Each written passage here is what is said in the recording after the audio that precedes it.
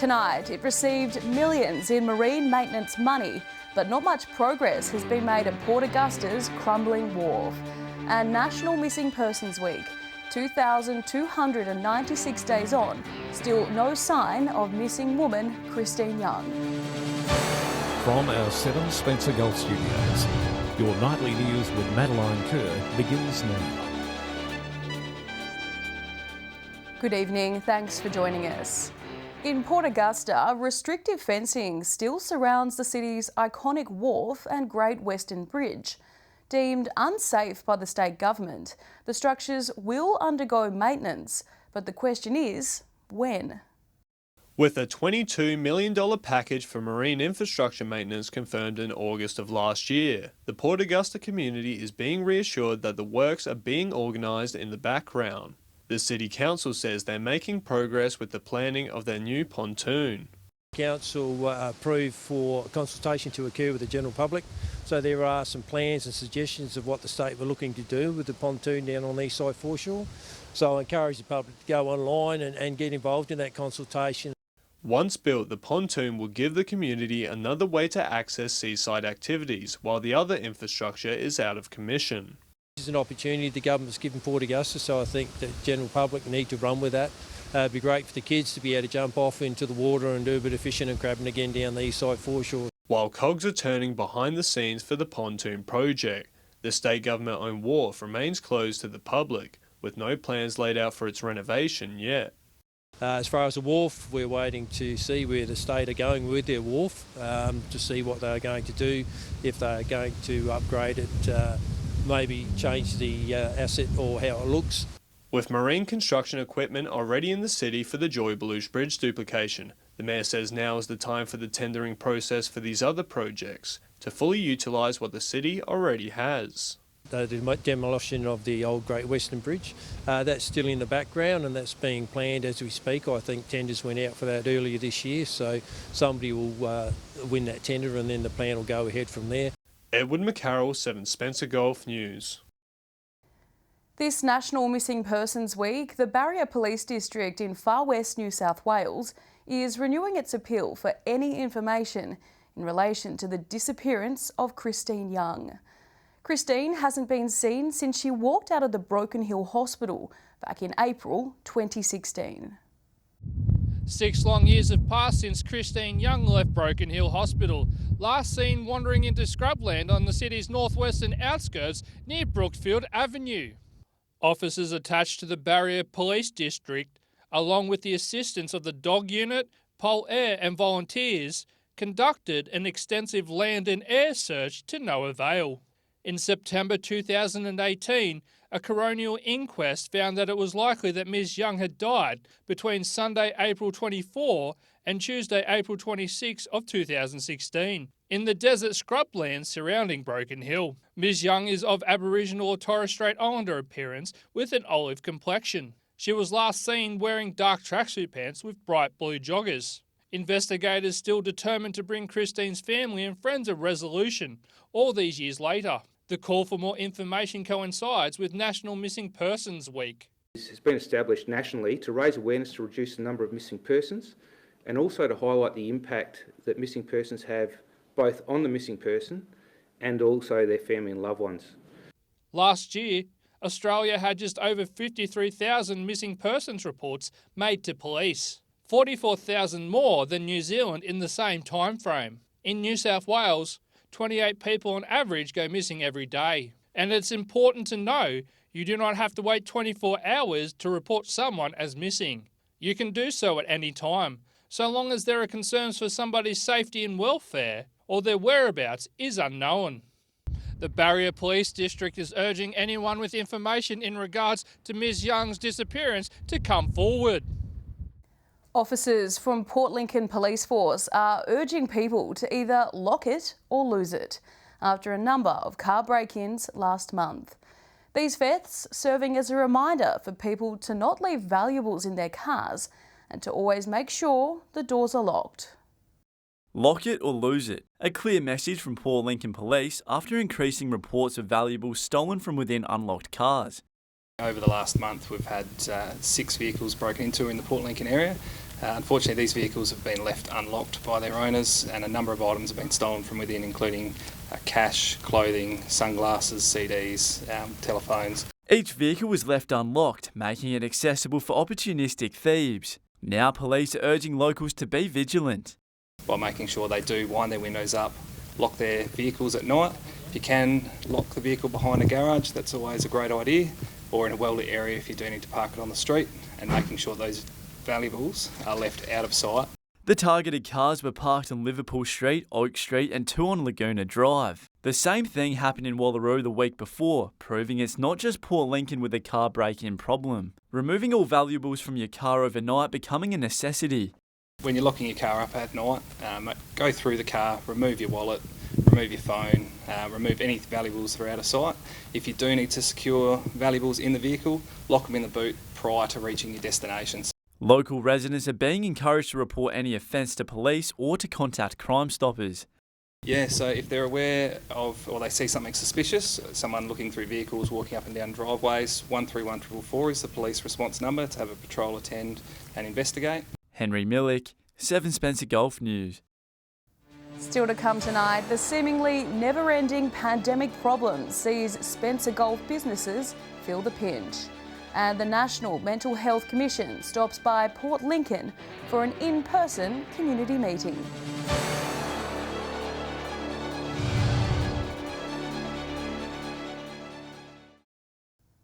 Welcome back. The impact COVID-19 has had on businesses is seemingly never-ending. From long lockdowns, prolonged restrictions, supply chain issues and ongoing staff shortages, will Spencer Golf businesses ever get a break? For many, the impact of COVID is still raw, and businesses throughout the Spencer Golf are now struggling with the added issue of staff shortages due to isolation periods. Enfield Furnishers, based in Port Augusta and Kadina, are one of many feeling the squeeze. Look, COVID every day presents something different to all businesses. Certainly staffing, some are on, some are out. We've got to isolate people. We're constantly doing rat tests. Small businesses in particular are affected by the risk of a potential outbreak among staff, making social distancing just as important now as it was at the start of the pandemic. We've got nice wide shops, so it keeps people coming into the stores feeling safe. So that's all we can do at the moment. Every day will just pose a new challenge, I think so. It is important procedures and precautions are put in place to avoid worst-case scenarios. Our staff don't go in and out of high-risk areas. They meet people at the doors. So just any procedure, by government regulations we meet. Despite the ongoing challenges Enfield Furnishers and many other businesses have endured, they consider themselves very lucky, as they continue to receive support from the community and they continue to give it back. Annabelle Francis, 7 Spencer Golf News. Members of the National Mental Health Commission made their way to Port Lincoln yesterday, where they held an in-person community meeting. The focus was on the Connections 2022 outreach program, which, as the name suggests, seeks to connect people from across the country. It's a wellbeing program travelling across Australia, connecting with local communities along the way. The National Mental Health Commission held a forum in Port Lincoln's Nautilus Arts Centre discussing the wellbeing of the township. We're coming back to say, how is Port Lincoln, and most importantly, how are the people of Port Lincoln in relation to their mental health and any risk of suicide? What's changed over the last couple of years, and what's the 2022 reality? According to National Census data, mental illness in Australia is ranked the highest amongst chronic illnesses. Families and young people also being impacted over the span of the pandemic. Things are adapting and changing, and I think that families are struggling, and leading on from what Christine was saying about young people and children as well and the impact on them. I think sometimes they're the silent part of the population. Connections 2022 is an outreach program going around to 37 communities across the nation. The Commission taking on board people's experiences, hoping to improve services. I think one of the things we're really learning as we come out of COVID is a reaffirmation of how we actually do need to connect with each other. So I think communities are pretty good at that. The wellbeing of those living in regional townships a focal point for the Commission. There's unique challenges and unique strengths in regional communities, and understanding those and making sure that the mental health system is fit for purpose for regional people is really important to us. If you or someone you know is experiencing distress, you can call Lifeline on 131114. Henry Millick, 7 Spencer Golf News. Stay with us after the break. With fishing out of the question in Port Pirie, a new boat ramp is set to be built just down the road. And what better place to hold a Quandong Festival than the bush food capital of Australia? That's next.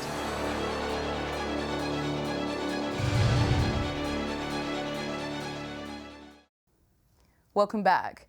Fishing, or lack thereof, in Port Pirie is a contentious issue, with restrictions in place for almost 2 years now. With a city full of keen anglers, there's light at the end of the tunnel, with a new boat ramp to be built just down the road. Port Davis is a popular fishing destination, but without the right infrastructure, it's difficult for residents to make the most of it. However, that's all about to change. We were granted $1.2 million to build an extended boat ramp out at Port Davis. Upgrades will also include a floating pontoon system, a car park area and solar lighting. All thanks to grant funding from the South Australian Boating Advisory Committee. Director Johnson and her team from Port Pirie Regional Council did a fantastic job preparing a report. Her and I went down and submitted the report to SAPFAC. Port Davis has become the go-to fishing spot for anglers based in Port Pirie. Since September 2020, fishers have been prohibited from taking home and eating fish, crabs and shellfish. The ban came about after heavy metals were found in the sediment around the harbour. Where we are at Port Davis, it's a short stroll in your boat to actually get out to good fishing destinations. In Port Pirie, to travel outside the banned area, it's about 17 kilometres. At this stage, the SA government fishing ban is in place until September 15, 2022, and it is not known if or when it will be lifted. Annabelle Francis, 7 Spencer Golf News. It's all go in Quorn today as the community is preparing to host thousands of tourists for tomorrow's Quandong Festival. The Flinders Ranges Council thanking community members for their patience while workers set up the townwide event. Great food and a great view. That's what awaits those heading to Quorn this weekend for the town's first ever Quandong Festival. So far, over 2,000 tickets have been sold. Council says the event will be filled to the brim with cooking demonstrations and tastings, further cementing the town as a culinary hotspot. Well, we are the bush food capital of Australia, of course, so already we're branded. So, yeah, exciting times ahead. Today, excitement is growing with crews assembling marquee tents and stages on Railway Terrace. Council says tomorrow's festival is already seeing tourists from all over South Australia pour into the town. With majority of Quorn's accommodation booked out, many travellers are setting up their caravans or pitching their tents. That's proving extremely popular. Free tickets, but it is a ticketed event. Costa from Gardening Australia is one of the many celebrity gardeners and chefs presenting tomorrow. It goes without saying, yes, Council has been planning for a while, we've been working at it for a while, but it wouldn't happen without the volunteers. The festival will run from 10 a.m. to 6 p.m. tomorrow, with a full program available on the event's website. Edward McCarroll, 7 Spencer Golf News. If you would like to know what the future holds, then this fair might just be for you. Miracles in Broken Hill Psychic and Wellbeing Fair returns this weekend at the YWCA Hall on Blend Street. Running from 10 a.m. till 5 p.m. both days, the event will have everything from tarot card readers to palmistry to psychic mediums, as well as crystals galore. The fair is marking its 20th anniversary, and it's the first time it's going ahead since the COVID-19 pandemic began. Stay with us after the break. Can they do it? Top of the table Proprietary Risdon take on second place Solomon Town in this weekend's multicultural round. And we'll have the weekend weather details with John Hunt.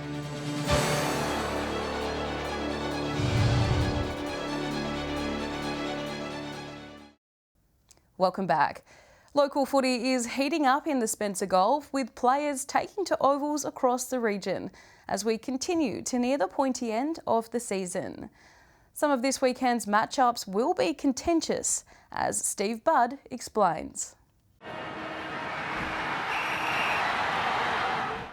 Hello and welcome to round 14 of SGL football. Central take on West this week at Etzer Oval. Central had a good win over the Lions last week and will come into this game full of confidence and should go 2 wins in a row. I'm tipping them over West. Over at Central Oval, we got Ports making the trip to face South. South had a tight 1-point win over Sollies last week and be looking to go on with the game again this weekend. I'm tipping South there. In Pirie, we got the Lions up against Sollies. These two sit in the top 2 spots and this game should be a ripper. I'm going to tip Sollies in a close one. Round 13 of football in Broken Hill, and I think it's going to be unlucky for 2 clubs anyway. North travel over the hill to play South on their home ground. It's the South Football Club's past players weekend. They're the juggernaut of Broken Hill footy. I think they'll have a pretty comfortable win over the Bulldogs. I'm thinking 60 points, even more. At Jubilee Oval, West will host Central. Both sides lost last week, but they'll bounce back. They won't bounce back enough for West, though. I'm predicting the Magpies to win in a pretty good game, while South should win over the hill.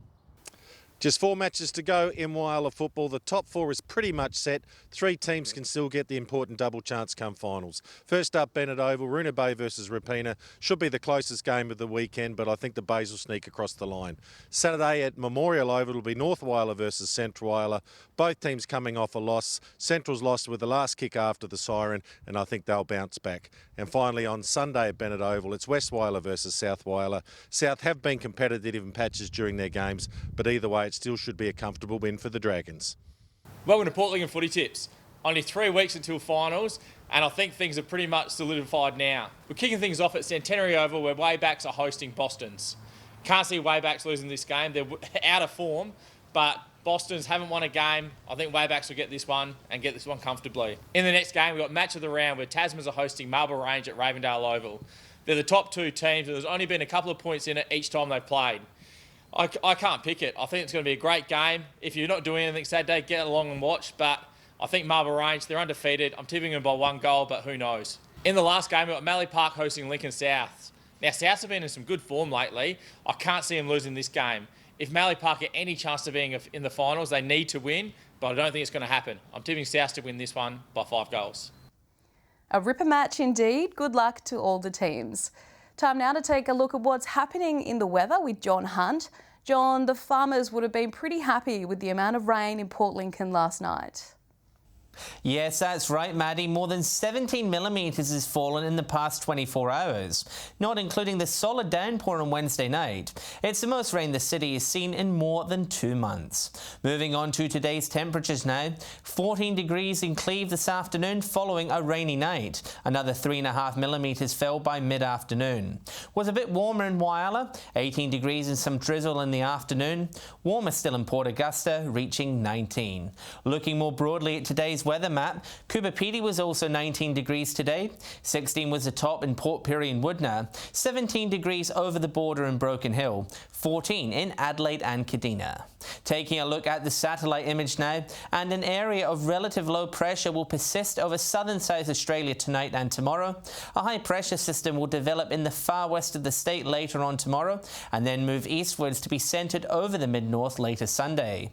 Another front will move into the far west later Tuesday, with a low to the south which will then move eastwards. Moving on to tomorrow's weather outlook now, and we'll start with the Gulf waters. Winds tending westerly in the morning between 15 to 20 knots, turning southwesterly in the late afternoon. Seas between 1 and 2 metres, and a south to southwesterly swell around 1 metre, increasing up to 2 metres. Showers in Port Lincoln and Woodner on Sunday between 6 and 15 degrees.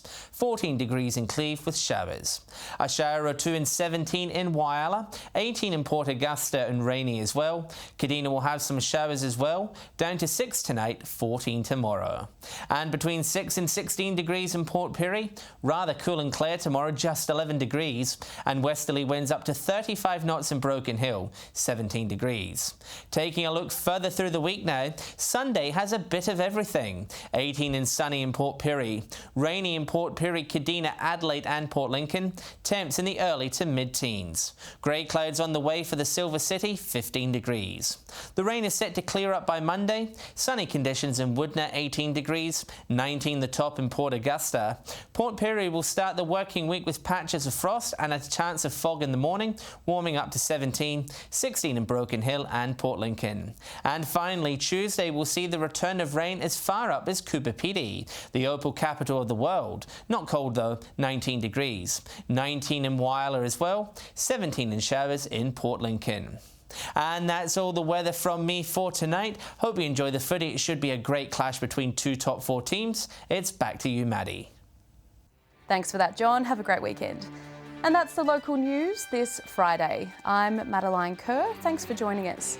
I'll have updates a little later, but until then, enjoy your evening. Good night.